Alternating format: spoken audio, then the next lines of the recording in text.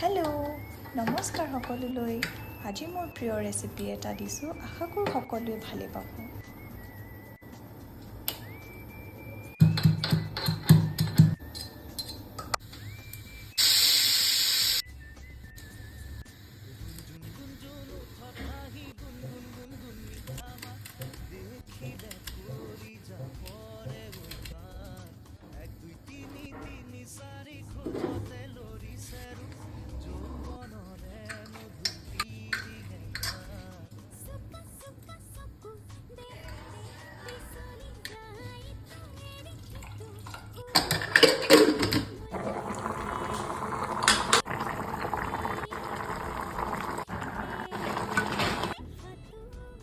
mukbang